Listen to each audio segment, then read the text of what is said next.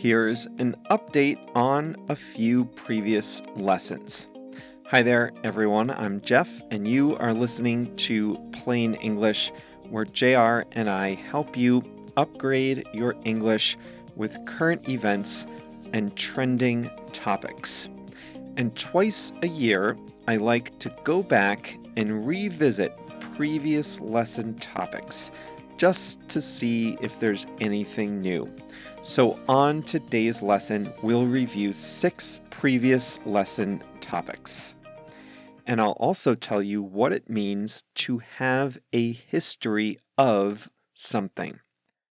I mentioned JR before. He's the producer, and he has uploaded today's full lesson to plainenglish.com/473. JR also selects the song of the week, and that's coming up at the end of the audio lesson today.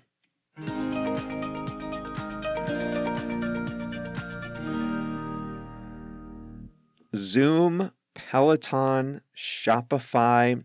You learned in lesson 297 that they were the pandemic winners in the business world.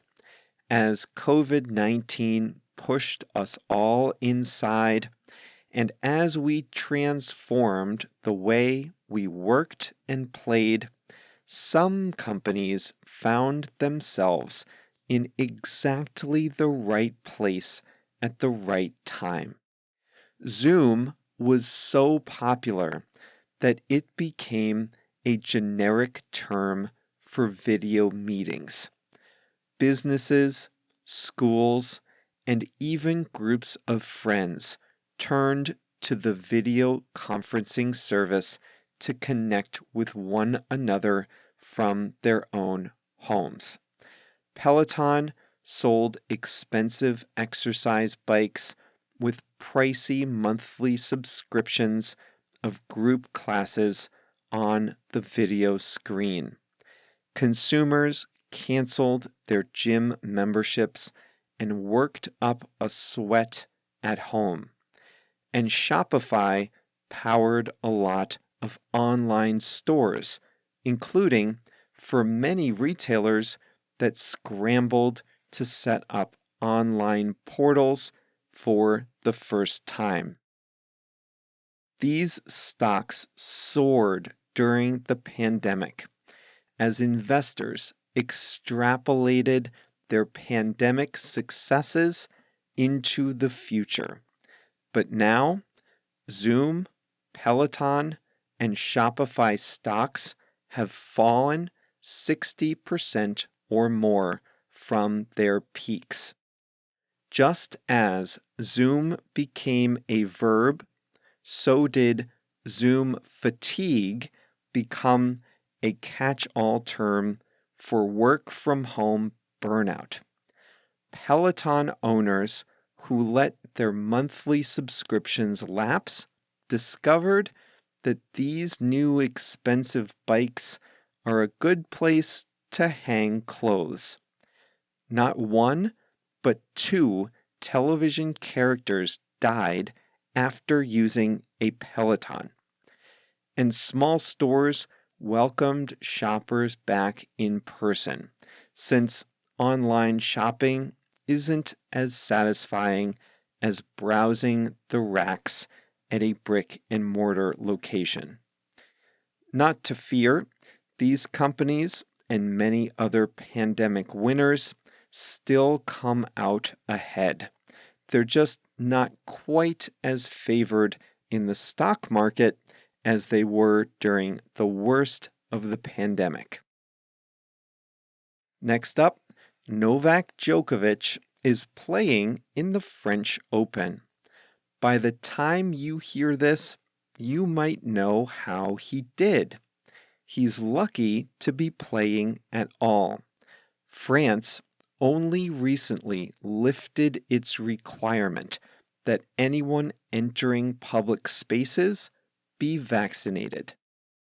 You'll remember from lesson 438 that Djokovic is not vaccinated.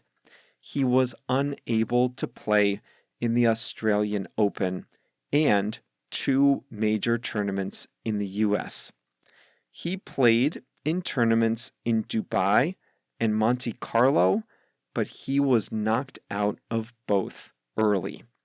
The Serbian tennis star said he underestimated the mental toll of his deportation from Australia. He needed some time to get over the ordeal and get back into playing shape. Now, however, he says he's back in shape and ready to return to Roland Garros, where he won the 2021 French Open. He and Rafael Federer both have 20 all-time Grand Slam tennis titles. Only Rafael Nadal has more. Nadal won his 21st title in Australia this year. That was the tournament that Djokovic couldn't play in. Do you remember non-fungible tokens? That's the way to pay for, that's the way to own a digital thing. Usually just an image or something even less real than that. It doesn't make any more sense now than it did in April 2021 when we talked about it in lesson 352. At the time, an NFT, like an online certificate of ownership for an image of Jack Dorsey's first tweet on Twitter, sold for $2.9 million. In other words, an online record that someone officially owned a tweet, literally just a picture of the first tweet, a picture that can be copied and shared for free. Someone nonetheless paid $2.9 million for the official ownership of this image. Well, that person was ready to cash in on his investment, and he offered it up at auction, hoping to make a profit on his new economy investment. The highest bid at auction was $14,000, a 99.5% drop in value. The owner didn't sell it. Now, this would normally be a good time to admit a mistake. Not to be deterred, the investor said, "I will never regret buying it."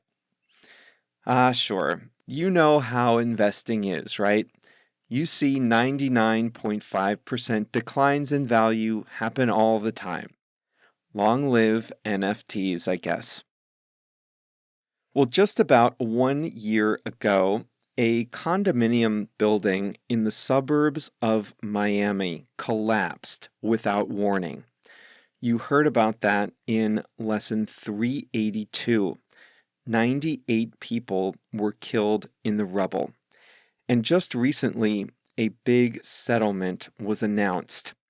Insurance companies, the building's developer, and others will pay a total of $1 billion to the family members of the victims and to the owners of the destroyed units. A lawyer for the victims said that money can't replace the loss of life, but that the plaintiffs were satisfied with the settlement and the compensation. Investigators have still not been able to determine what caused the building to collapse. Well, Spain's former king, Juan Carlos, abdicated the throne and fled his country after allegations into money laundering and illegal commissions sullied his reputation. Prosecutors in Spain concluded all three investigations against him, and they have decided not to pursue charges. When Lesson 289 came out, the former king had disappeared, and nobody knew for sure where he was. It turns out he was in Abu Dhabi, where he recently announced he will be staying. Although the former king may return to Spain from time to time, he said he has established a permanent and stable life in the United Arab Emirates. And finally, back in lesson 118, we talked about Havana Syndrome. That's the name given to a mysterious set of symptoms that afflicted American diplomats and intelligence officers abroad. They were getting debilitating headaches. They were hearing strange noises, losing their balance, and losing their ability to concentrate, all while serving in Havana, Cuba. Well, a panel of scientific experts working for the government concluded that some of these cases were likely caused by pulsed electromagnetic energy. In other words, the report concludes that someone was using a device to pump microwaves directly at American diplomats in their homes in Cuba. That, the panel believes, is what caused their bizarre symptoms. The report didn't comment on who was responsible, but Russia has a history of investigating this type of weapon.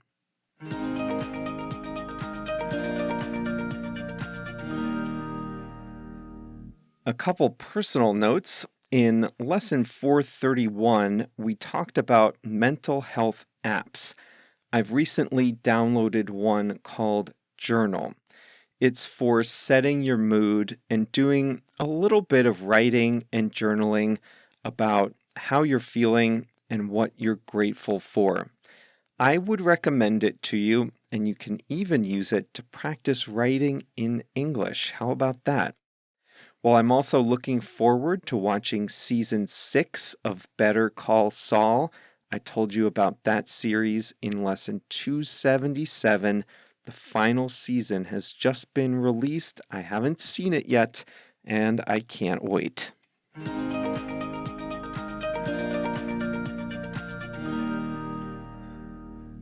Today's English expression is to have a history of something.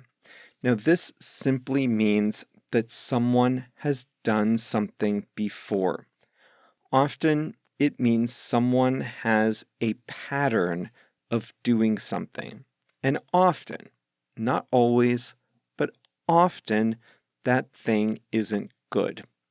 And when we use have a history of, we either use it with a noun or with an ing verb. So let's start with the ing verb. In today's lesson, you learned that a panel of scientific experts concluded that American diplomats abroad were targeted by pulsed electromagnetic waves.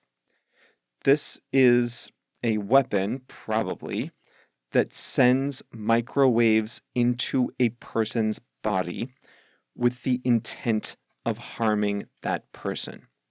Now, the panel studying the disease didn't say who was responsible.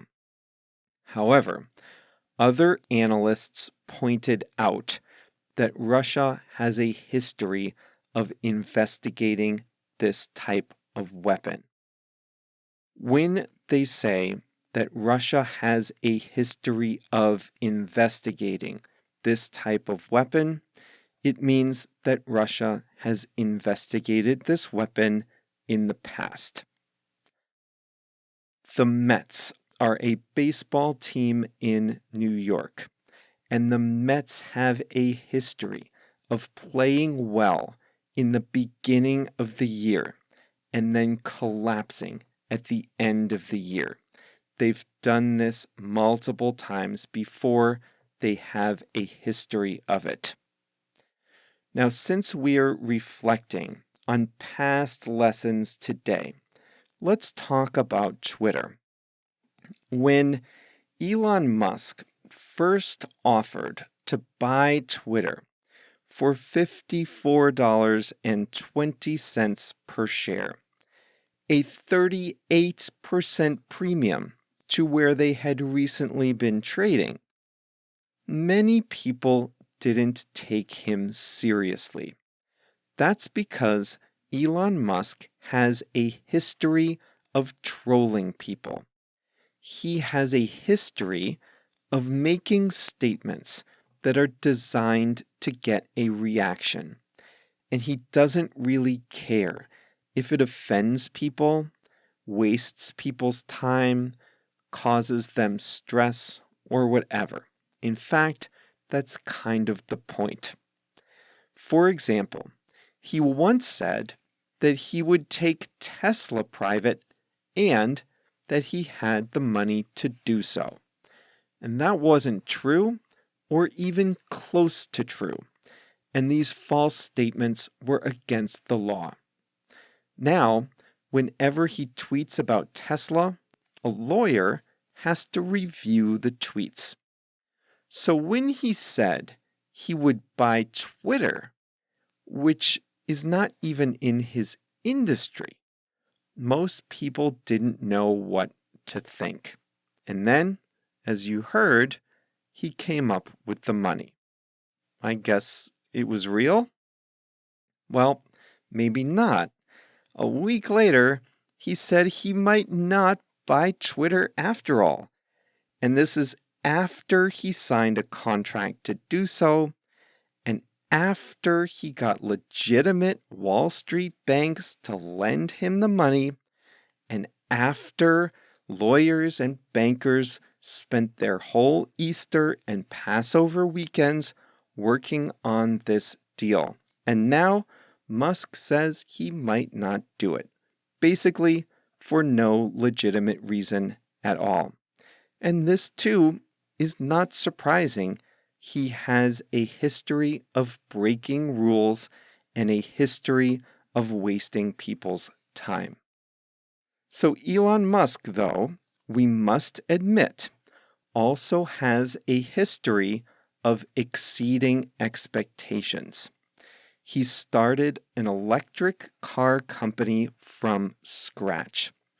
And he started a private spaceflight company that did send tourists into space. Now, just one of these things would be a crowning achievement for a very successful business person. Musk not only did both of those things, but he also has a company that digs tunnels for trains and might introduce a new form of public transportation. So, as frustrating as he is personally, I wouldn't bet against Elon Musk because he has a history of doing great things in business. Now, the majority of the time, we use have a history of in this way with an ing verb after it. But you can also use it with a noun if that thing figures in someone's past. For example, you can say Elon Musk has a history of success in business. Success is the thing in his past. Do you remember the calm line in Bogota? We talked about it in lesson 415. This is a telephone hotline for men who have a history of anger or domestic violence.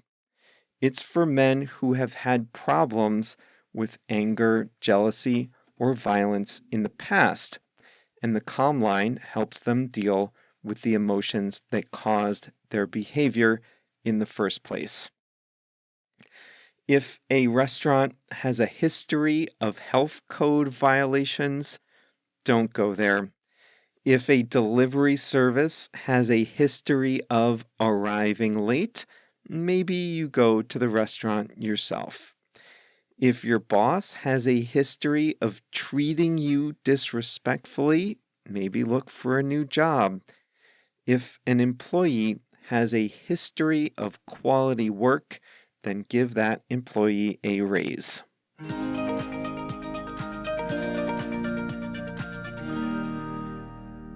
Speaking of someone who deserves a raise, JR has a history of selecting just the right song of the week, and boy, did he do so again this week. I'm recording this in mid-May, a little early because of my vacation, and it's really, really hot in Chicago. 90 degrees Fahrenheit is 32 degrees Celsius. And that's unusual for us in May. It gets that hot in July and August, but usually not May. Anyway, JR's song this week is T-Shirt Weather by the Locksmiths. The sunshine's making me dizzy, they sing. Then, it's the first hint of sunshine for a week or so, I'd say. And that's exactly what it feels like for me. I like the warm weather, having my windows open, sitting on my porch, and I just love the first time it feels nice and warm. So I love it when T-shirt weather arrives, and so JR's song this week, T-Shirt Weather by the Locksmiths, just fits my mood perfectly. Well, that's all for today's Plain English. It's fun to take a walk down memory lane and revisit some of the topics we talked about in the past. But onward and upward, next week we'll jump back in to some brand new topics. The best way to make sure you never miss a lesson is to join as a free member at plainenglish.com. Join there, and we'll send you a summary of each lesson by email every Monday and Thursday. The best way to get that is join as a free member at plainenglish.com. See you on Monday.